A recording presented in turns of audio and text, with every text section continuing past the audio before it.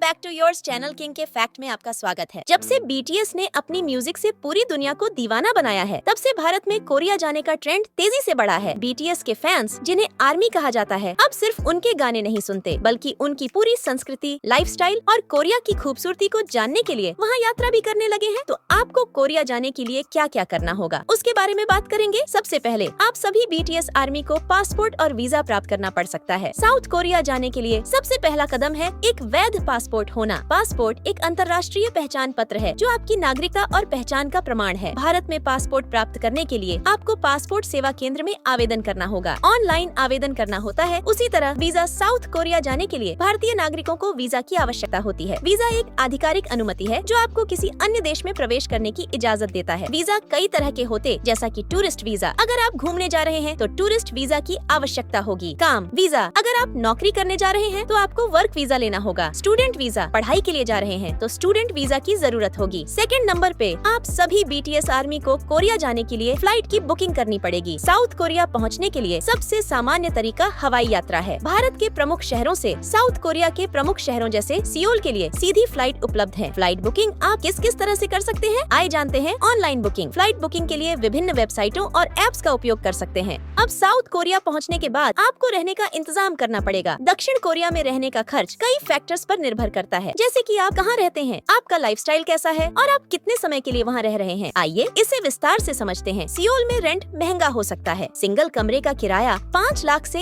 1,50,00,000 कोरियाई वॉन, लगभग 30,000 से 90,000 रुपए तक हो सकता है। और कोरिया में घूमने का खर्चा ऐतिहासिक स्थानों और मंदिरों का प्रवेश 500 से 2,000 रुपए तक हो सकता है। कुछ प्रसिद्ध स्थान जैसे ग्योंगबोकगंग पैलेस, बुकचॉन हनोक विलेज और हन नदी पर घूमना होता है। कुल पर्यटन खर्च लगभग 5,000 से 10,000 तक हो सकता है। तो बीटीएस आर्मी, आप लोग कभी बीटीएस से मिलने या कॉन्सर्ट में गए हैं? हमें कमेंट में जरूर से बताना और जाने से पहले हमारी चैनल को जरूर से सब्सक्राइब कर देना।